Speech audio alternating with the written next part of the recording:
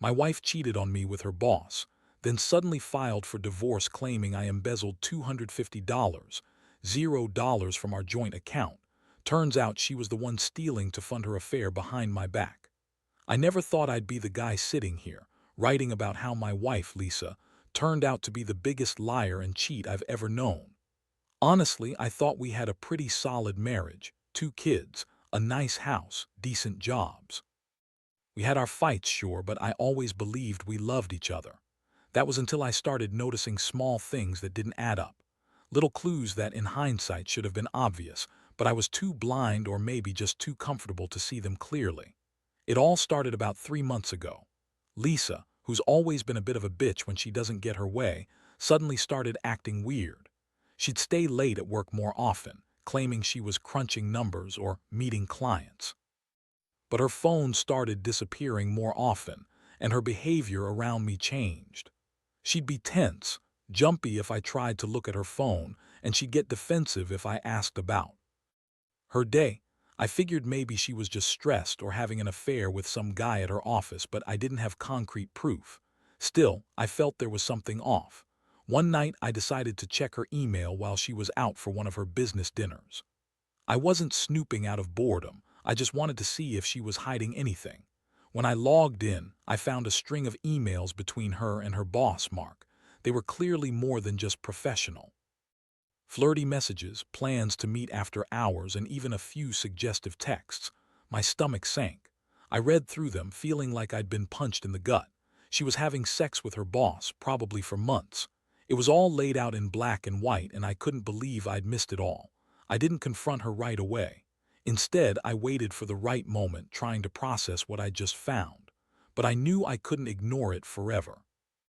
The next day, I noticed her phone buzzing nonstop with messages from Mark. She was sneaking around, and I caught her in the act of deleting texts. When I finally confronted her, she lied so smoothly I almost doubted myself. She said it was just work-related stress, that Mark was just a friend and that I was paranoid, that she loved me and would never do anything to hurt me. But I knew better. I saw the way she looked at her phone, the way she flinched when I asked about Mark, and I knew she was lying. It was all too obvious. That moment changed everything. I felt a mixture of anger, betrayal, and heartbreak. I'd given her everything, my trust, my love, my life, and she'd been screwing around behind my back. The worst part, she insisted she hadn't done anything wrong, that I was overreacting, that I was just insecure. That's when I realized Lisa wasn't just cheating on me. She was gaslighting me to cover her own ass. I felt like I'd been hit by a train, and I didn't know how to pick myself up from there. After I confronted her the first time, Lisa acted like I was the crazy one. She threw a fit, saying I was paranoid, jealous, and accusing her of something she didn't do. She even had the nerve to cry and say I was ruining our marriage over nothing. Yeah, right, I knew the truth, and I wasn't about to let her gaslight me into silence. But the more I pressed her, the more her story kept changing. One minute she was claiming Mark was just a friend, and the next she was saying they had a thing, but it was over now. That she was sorry, that she loved me, that she'd never do it again. Honestly, it was exhausting. I felt like I was losing my mind. I started digging deeper, trying to find out exactly how long this had been going on, how many times they'd met, and how much money she'd spent on her affair. That's when I discovered something that made my blood boil even more. She'd been stealing from our joint account. Not just a little here and there, but close to $250, $0 over the past year. I couldn't believe it. I had trusted her with everything, and she'd been secretly siphoning money for her secret lover.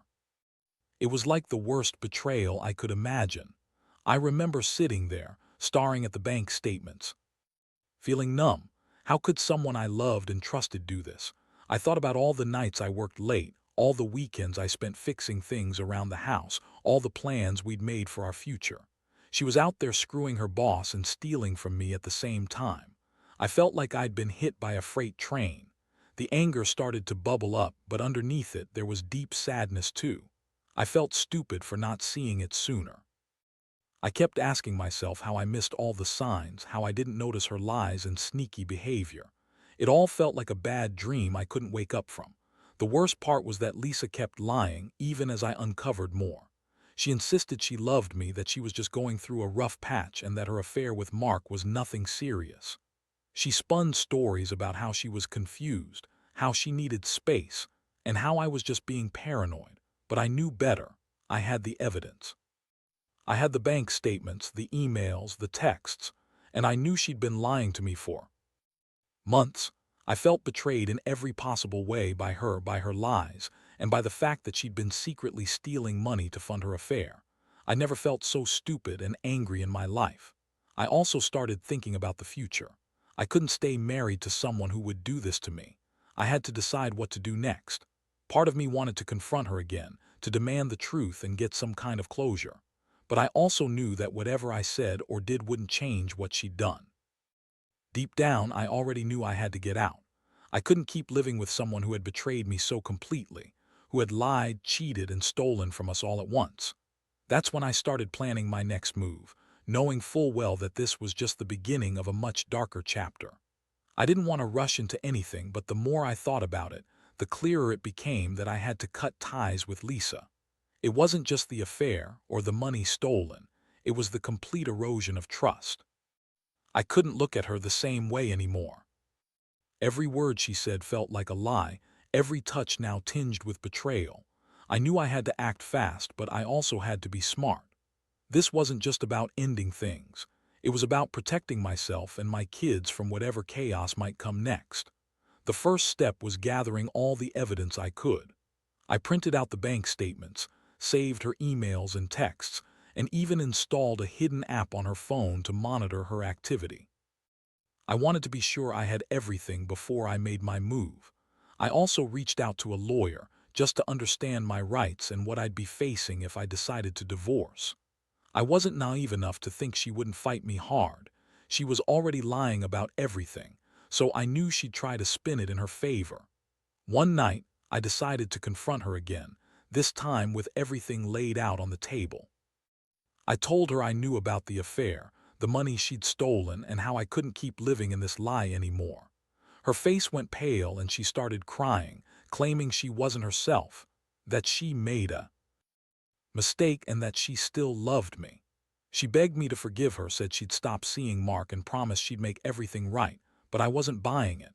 I told her that love wasn't enough anymore. Her actions had destroyed everything we built together. I told her she had to leave. She argued, of course, said she'd never leave her job, her life, her perfect affair with Mark. She called me paranoid and jealous and tried to manipulate me into feeling guilty. But I was done. I knew I had to protect my kids and myself. I told her she'd have to move out, and I filed for divorce the very next day. It was the hardest thing I'd ever done, but I knew it was necessary. I couldn't keep pretending everything was okay when I knew the truth. I felt relief, but also a deep sadness. I still loved her, even after everything, but I couldn't stay in a marriage built on lies and betrayal. The aftermath was a whirlwind. She moved out within a week, leaving behind her clothes, some of her stuff, and a trail of lies. She tried to spin it all to her friends and family, claiming I was crazy and abusive, but I had the evidence. I made sure the kids were taken care of, and I started the long process of rebuilding my life. I was angry, yes, but I also felt a strange sense of liberation. I finally saw Lisa for who she really was, and I realized I'd been blind for too long. Now, I was just trying to put the pieces back together, learning to trust myself again and figuring out what comes next. Looking back, I realize how much I underestimated the depth of her deception. She wasn't just cheating, she was stealing from us, lying to my face, and trying to keep everything hidden until it all blew up in her face. I learned that betrayal comes in many forms, and sometimes you only see it when everything falls apart. If there's one thing I'd tell anyone in a similar situation, it's this: trust your gut, gather evidence before confronting, and don't let anyone make you feel guilty for protecting yourself and your family. Because in the end, you have to do what's best for your own sanity and your kids' future. After Lisa moved out, I thought things would get easier, that maybe I'd finally breathe again. But honestly, it was like my mind was stuck in a loop. Every time I looked at the house, I saw her face in every corner, heard her lies echoing in my head. The betrayal cut so deep I didn't know how to process it. I was angry, hurt, confused all at once. I kept asking myself how I missed all the signs, how I let her get away with everything for so long. The worst part, feeling like I was a fool for trusting someone I loved so much. The first few weeks after she left, I stayed up late every night digging through more of her stuff, trying to piece together what really happened.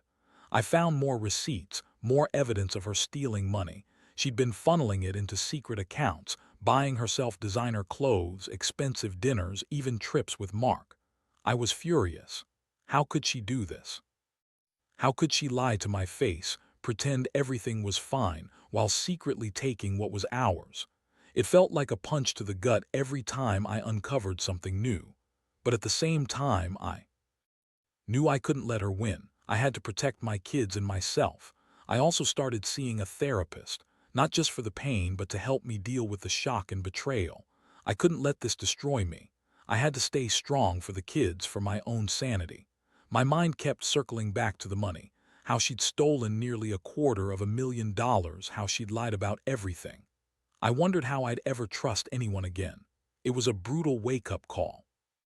I'd always thought I was careful, cautious about who I trusted, but Lisa proved me wrong. She played me for a fool, and I'd been blind to it for so long. Meanwhile, I was also dealing with the fallout from the divorce papers. She filed without warning, claiming I embezzled the money from our joint account, something I didn't even know she was accusing me of until I saw the paperwork. It was a sick joke. The truth was, she was the one stealing, hiding her affair, and trying to pin it all on me to save her own ass. I had to get ahead of her lies. I hired a lawyer and we started building a case, gathering every piece of evidence I had. I knew she'd try to spin it all, but I was determined to fight back. The anger simmered beneath the surface. I was furious at her betrayal, furious at myself for not seeing it sooner, and furious at how she dragged our name through the mud with that false embezzlement claim. I wanted to confront her again, to tell her how much she'd hurt me, but I knew it wouldn't do any good. It was over. She was gone, and I was left trying to pick up the pieces. I didn't want her back, not after everything. I just wanted justice, to prove she'd been lying all along and to make sure she couldn't hurt us anymore. Honestly, I felt a strange mix of relief and emptiness. Relief that I finally took control of my life, but emptiness because I lost the woman I once loved, the marriage I thought was forever. I kept thinking about the kids, how they'd been caught in the middle of all this mess, and I promised myself I'd do everything to protect them from her chaos. I knew the road ahead wouldn't be easy, but I was determined to come out of this stronger. I learned a lot about myself, about trust, betrayal, and the importance of paying attention to the signs. It's a painful lesson, but one I'll never forget. The months that followed were a whirlwind of legal battles, emotional roller coasters, and a lot of soul-searching. I stayed busy, trying to focus on the kids and rebuilding some semblance of normalcy, but the wounds from Lisa's betrayal cut deep. Every time I thought I had a handle on things, another bombshell dropped. She was still trying to deny everything, claiming I was a control freak, accusing me of trying to ruin her reputation. It was like she was fighting to keep her lies afloat, even as the evidence piled up against her. One day, I got a call from my lawyer. Lisa had filed a countersuit claiming I embezzled the same money she'd stolen, trying to turn the tables on me. I couldn't believe it. The woman who'd been screwing her boss, stealing our savings, and lying to my face was now trying to paint me as the villain. I was furious. I knew I had to stay calm and let the legal system do its job, but inside I was boiling. How much more could she lie? How much more damage could she do? I spent countless nights reviewing all the evidence I'd collected: bank statements, emails, texts, even some hidden recordings. I knew I had to be prepared for whatever she threw at me. I also started talking more openly about what happened, telling friends and family the truth. I realized I wasn't alone in feeling betrayed, and their support helped me keep going. Still, every day was a struggle to trust again, to believe that I could ever recover from this level of deception. Meanwhile, I kept the focus on protecting the kids. I made sure they knew they were loved and safe, even as the chaos around us raged on. I kept things as normal as possible, school, homework, weekend trips, trying to give them stability in the middle of the storm. I also started going to therapy more regularly, not just to cope, but to learn how to forgive myself for not seeing the signs sooner. I kept asking myself, how did I miss all this? How did I not see the clues? But I also knew I had to accept that I couldn't change the past, only learn from it and move forward. Looking back, I realize I've grown a lot through this nightmare. I've learned that trusting someone blindly is dangerous, that money can hide secrets, and that some people will lie and cheat without remorse. But I've also learned that I'm stronger than I thought. I've become more cautious, more aware, and more determined to protect what's mine. I don't regret loving Lisa, but I do regret not seeing the warning signs earlier. Now I just want to rebuild my life and give my kids a future free of lies and betrayal. That's what keeps me going, the hope that someday I'll look back at this and realize I survived something terrible and came out the better for it. The final stretch has been the hardest, but also the most revealing. After everything, the lies, the theft, the betrayal, I finally feel like I'm starting to see the light at the end of the tunnel. The court cases are winding down, and I've managed to secure a fair settlement that helps me keep the house and protect the kids' future. Lisa's attempts to smear my name have mostly fallen flat. The evidence was too overwhelming. I've come to realize that some people are just wired to lie and manipulate, but that doesn't mean I have to let it define me. The biggest lesson I've learned is about resilience. No matter how much someone can hurt you, you find a way to pick yourself up and keep going. I've had to rebuild my trust in myself, learn how to forgive, not necessarily her, but the situation, and focus on what really matters, my children and my own peace of mind. I've also become more cautious about who I let into my life, understanding that not everyone has good intentions. It's a hard-earned lesson, but one I wish I'd learned sooner. Looking back, I realize that this experience, while brutal, has made me stronger and more aware. I know now that betrayal can come in many forms, and it's up to us to recognize the signs before it's too late. I wish I could say I'm fully healed, but I know I'll carry some scars forever, reminders of a nightmare I never wanted to face. Still, I'm grateful for the clarity it has given me. I see things more clearly now, and I refuse to let anyone manipulate or deceive me again. Most importantly, I want others to know that even in the darkest moments, there's hope. It's easy to feel broken, to think you'll never trust again, but time, support, and a focus on healing can turn things around. Trust your instincts. Gather evidence if you suspect something wrong, and don't be afraid to walk away from someone who betrays you. You deserve honesty, respect, and loyalty, things Lisa never truly gave me. But I found my strength in the end, and that's what matters most. Now I'm focusing on rebuilding my life one step at a time. The kids are doing well, and I've started dadding again, cautiously but with more wisdom than before. I'm not perfect, and I probably never will be, but I'm better, more aware, more cautious, and more grateful for the simple things. I hope my story serves as a warning, but also as a reminder that even after the worst betrayal, there's a chance to start over. You just have to be willing to face the truth, no matter how ugly it gets. Because in the end, your happiness and integrity are worth more than any lie someone can tell.